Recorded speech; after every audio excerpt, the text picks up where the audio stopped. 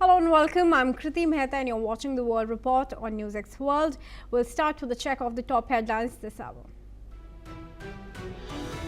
US President Donald Trump says Washington could oversee Venezuela and control its oil revenue for years. Trump also appears to soften rhetoric on Colombia, inviting its leftist president to Washington and backing away from threats of military action. Protests erupt in Minneapolis after a U.S. immigration agent fatally shoots 37-year-old Renee Nicole Good during an encounter with immigration and customs enforcement officers. Homeland Security Secretary Kristi Noem says Good tried to use her vehicle as a weapon, while video footage leaves key details of the incident disputed. Israel says Lebanon's steps to disarm Hezbollah are encouraging but far from sufficient after the Lebanese army completes a first phase. The office of Prime Minister Benjamin Netanyahu says the ceasefire requires full disarmament and accuses Hezbollah of rearming with Iranian support. The Israeli military says it strikes a rocket launch site near Gaza City after detecting a failed launch that did not enter Israel. Israel accused Hamas of ceasefire violations and said it will not move to the next truce phase until the final Israeli hostage remains are returned. Russia says any foreign troops deployed in Ukraine will be considered legitimate military targets. Moscow says the warning follows a Paris summit where Kyiv's allies agree on key security guarantees. Russian strikes overnight leave more than 1 million people without water or heating in Ukraine's Dnipropetrovsk region. According to officials, Restoration Minister Alexei Kulera says repairs are underway to restore heat and water supplies. Saudi Arabia accuses the United Arab Emirates of smuggling Yemeni separatist leader Aidarus al-Zubaydi out of Yemen and flying him to Abu Dhabi. The UAE offers no immediate response as tension rises over its backing of the Southern Transitional Council amid battlefield advances and secession fears. Australia announces a royal commission into the mass shooting that killed 15 people at the Bondi Beach. Prime Minister Anthony Albanese says the federal inquiry aims to promote unity and help the country heal. French President Emmanuel Macron has now said that the United States is breaking free from international rules and gradually moving away from some of its traditional allies. Speaking in his annual address to French Ambassador, Macron has warned that multilateral institutions are becoming less effective in addressing global challenges. He further added that the world is increasingly dominated by major powers, creating a real risk of divisions and competition among nations.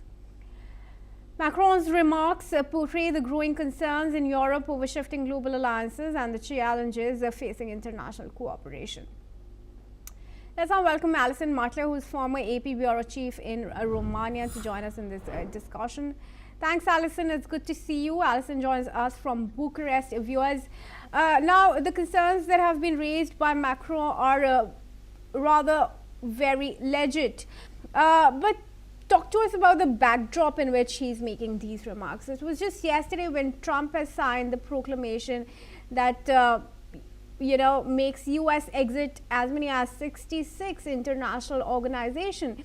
It now appears he has no concern for global climate action. He is not concerned about international rule of law. What's your comment? Well, we've had quite an intense week with international affairs, starting with the capture of Nicolas Maduro, Donald Trump's and his administration's comments about Greenland, saying they need it for security reason, the capture of an oil tanker. But these comments and his way of thinking have been actually on the cards for some time, even during his first term in office. Donald Trump sees the world as governed by the world's major powers, the United States, he wants the Northern Hemisphere, there's China, there's Russia, and he sees himself more and more disinclined to play a key role in you said 66 international institutions, but obviously we think of the major ones like NATO and the UN, in which he has with NATO, he hasn't withdrawn, but is playing a different role, is making the European allies step up more to the plate to pay more for their own defense. So there is nothing actually new in it. It's just, it's been very intense over the last few days, that's all. So then take us through the timing when Trump is making these actions. Why now? Why after so many years of having repeatedly making those claims, assertions, warnings? What makes him take these actions now? I think what we haven't been aware of, there's been a lot of planning, and it's not just Donald Trump. He has architects behind the scene, he has aides, he has his entourage who have been planning these things. So he's been laying the stage for it, describing how he sees the New World Order, describing how he sees America's place in the world, obviously talking to his own voter base. But I think the plans have been laid for some time, and they're now being rolled out, like the capture of Maduro. Donald Trump has let it known very publicly and globally that he didn't like Nicolas Maduro, that he considered him illegitimate. That's also something European Union considered illegitimate. But he gave Maduro, for example, an exit, but Maduro didn't take it. So now Donald Trump is actually implementing his strategy. I think that's all we're seeing. I think it's been planned for a long time. And I think, it started during his first term, and then during his second term, he's become much more effective from his own perspective at carrying out his plans and his strategy. Alison, do you think that the actions that Trump has taken can be undone? Let's specifically talk about the signing of the proclamations that make him exit, the US exit the international organizations like the UNFCCC or the Paris Treaty. Actually, no, I don't think they can be undone. At least, definitely not during his term, unless he wants to, and he doesn't seem to want to. He's been laying these plans for a while, and so I think we're definitely headed. Well, we are headed in a new direction, a new global order. It hasn't come about yet. Everybody's trying to adapt to the changes. I mean, for example, with Russia, Donald Trump was very friendly with Vladimir Putin. Now he calls him an adversary. So I think there's a lot of chaos happening at the moment, and we are yet to see the new world order emerge. Although it is clear it's one based on might equals right. The countries that have a lot of power will decide how the world is governed. But I don't see Donald Trump stepping back. He may nuance some of his statements. Some of his statements are made for his audience, they're made for television, they're made to scare people. So he does sometimes step back from what he said in the past, but I think his general direction on how he sees the world ruled and America's place in it will not change. All right, Alison, thanks for your comment, but I request you to continue being with us. Moving ahead, viewers, the European Union has voiced great concern over deadly violence in the Syrian city of Aleppo, where government forces prepared to conduct a fresh wave of strikes on Kurdish positions. Clashes have renewed in the northern city of Aleppo between the Syrian army and the Syrian Democratic Forces for a third day. As per reports, the Syrian army has begun artillery bombardment of SDF positions in the Sheikh Maqsood and Ashrafi districts. The SDF says its forces are engaged in heavy clashes with the Syrian army near the Syriac quarter. While at least 5 civilians have reportedly been killed and 44 others have been injured from SDF shelling of the city's neighborhoods, the SDF has said that at least 8 civilians were killed in the Kurdish majority neighborhoods. Amid the tensions, European Union chiefs Ursula von der Leyen and Antonio Costa are set for a visit to Damascus for talks with the country's leadership. Meanwhile, Turkish Ministry of Foreign Affairs, Hakan Fidan, the minister says that the Kurdish-led Syrian Democratic Forces in Syria are the biggest obstacle to peace and stability. Let's hear that comment first. Öte yandan Halep'te sivil halka yönelik gerçekleştirilen saldırılar SDG'nin gerçek niyetiyle ilgili endişeleri ne yazık ki haklı çıkarmış ve barış çabaları konusunda karamsar bir tabloya yol açmıştır. Gelinen noktada SDG'nin elindekileri her ne pahasına olursa olsun koruma ısrarı Suriye'nin huzur ve istikrara kavuşmasının önündeki en büyük engeldir. Bu uzlaşmaz tavır Suriye'nin ve bölgemizin gerçeklerine aykırıdır. SDG'nin teröre ve ayrılıkçılığa artık veda etmesi gerekmektedir. Onun yerine İsrail'le bir koordinasyon içerisinde İsrail'in bölgemizde yürüttüğü böl parçala yönet politikasına alet olacak bir aktöre dönüşmesi de maalesef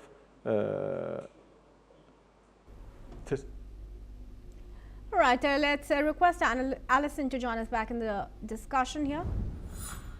Alison, is the European Union pressure going to have any weight to begin with?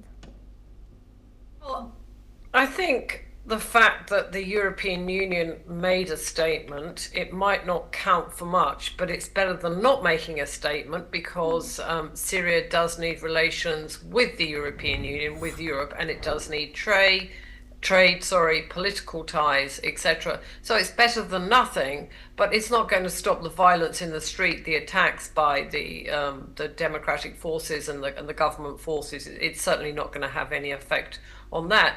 But maybe it will have some impact on the political leadership that see the practicalities, that see pragmatic reasons beyond the fighting on the ground.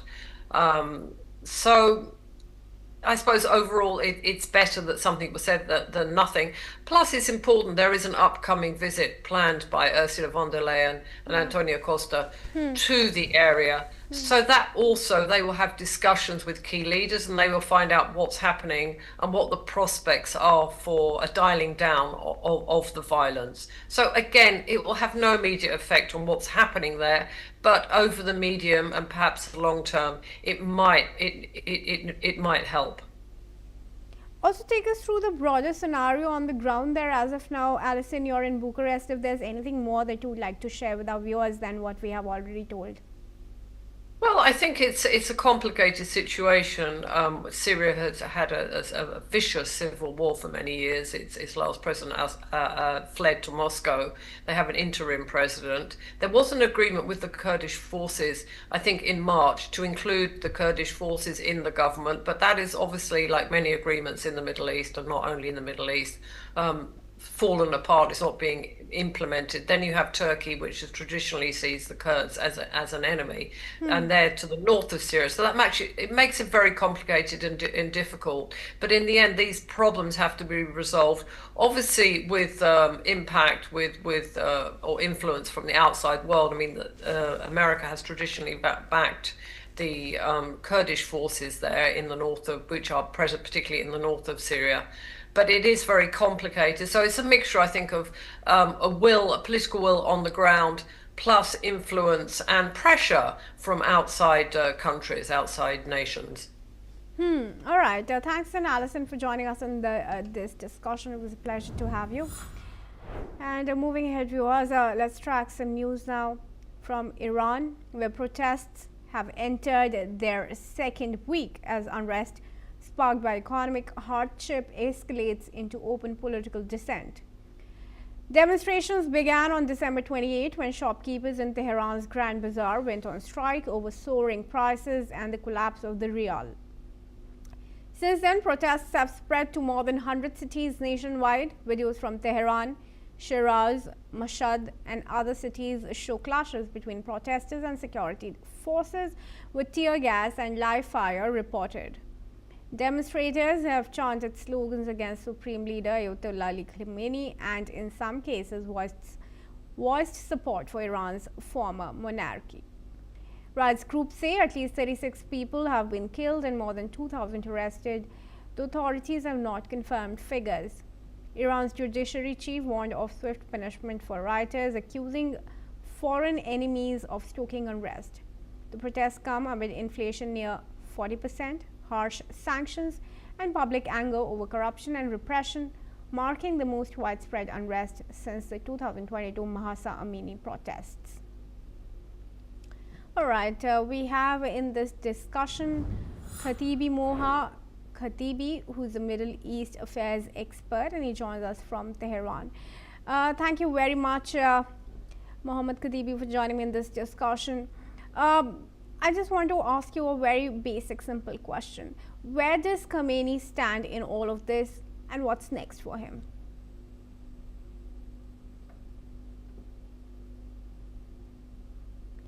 Mohammed, if you could hear me, my question to you is rather simple. Where does Khamenei stand in all of this, and what's next as far as his course of action is concerned? So, Ayatollah Khamenei put a big difference between rioters and peaceful protesters, and he called on the government to ease the pressure on the general public, and also asked people to be patient because we are dealing with a great amount of pressure from US sanctions. And he talked about reform in which helps people, and he asked government to be more active in fighting corruption and things like that. So the government has started to distribute subsidies, goods that have sharply increased prices. They are experiencing sharp increase in their prices. The government has allocated subsidies to people to ease some pressure, and they are actively trying to control the depreciation of the national currency. And there is a change in the central bank of Iran, and its head has been changed, and a new central bank leader have been appointed, and the government is trying to control the situation. But how is the government going to address the problem of the shortages that are now fueling with the 2 weeks of protests, shortages of good supplies and distribution? So the government is saying that there are goods are coming to the country and there are imports. The problem is that because of the change of the prices, because the government is doing a reform about the subsidies, and instead of giving the subsidies to the companies which import goods, the government has started to give the subsidies to people, ordinary people, and this has stopped those companies from delivering goods. But it has, the government, I mean, has promised that in short term, the situation will be under control. So these days, for example, 2 or 3 days, there was a shortage of cooking oil, but it has now been controlled, and there are people can now buy cooking oil. But it was a shortage, but it was because of the prices, and the companies halted delivery of cooking oil because of the change in the prices. Right now, the government is providing subsidies for people to buy cooking oil, and the situation seems to be under control on that regard. All right, let's talk also about the enemy that the Iran's judiciary has spoken about, the protesters that it said is, helping the enemy of the state. Who's really being referred to? So there are many opposition groups outside of the country, and they have been calling for protests and violent protests. I mean, for example, the separatist groups in Western Iran and in southeastern Iran have called on people to protest, and they have started to carry out operations against the security forces. Also, another big opposition group, which is related to former Shah of Iran, has also called on people to protest.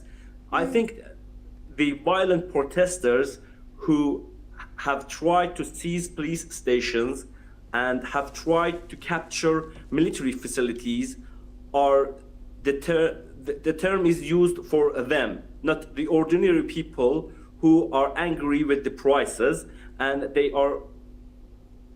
want to be the economic hardship to be eased. All right, thanks for providing that information with us, Khatibi, but do continue to stay on with us, please.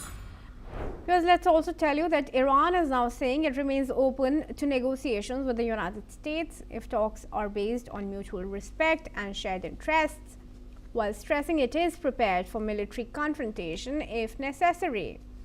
The position was outlined by Foreign Minister Abbas Araghchi during a visit to Beirut. Araghchi said Iran does not seek war but is ready to defend itself. Let's hear that statement. ما خواهان جنگ نیستیم نحن لن نرغب بالحرب ولی برای جنگ آمادگی داریم إلا أننا جاهزون لها برای مذاکره هم آمادگی داریم ولی مذاکره‌ای که بر اساس منافع متقابل باشه بر اساس احترام متقابل باشه هر موقع آمریکایی‌ها پذیرفتند که مذاکره با دیکته کردن تفاوت داره یک مذاکره معنادار میتونه شروع بشه. His trip to Lebanon focused on regional security concerns, particularly Israel's actions, and on strengthening ties between Tehran and Beirut. Tensions have risen in the recent days as Israel intensified airstrikes in southern and eastern Lebanon, saying it targeted positions linked to Iran-backed Hezbollah and Palestinian group Hamas. The escalation has fueled fears of a broader regional conflict. Okay, I request Mohammad Khatibi to join me back in the discussion here. He's a Middle East affairs expert and joins us from Tehran. Thank you very much, Mohammad, for staying on with us. Well, here it's Trump that will have to strike a very delicate balance. It, of course, remains, the US, of course, remains a long ally of Israel. Now, with the talks with the Iranian leaders, how is Trump going to arrive at a dialogue? Because earlier the nuclear talks did not yield any benefit or any progress or any result for that matter.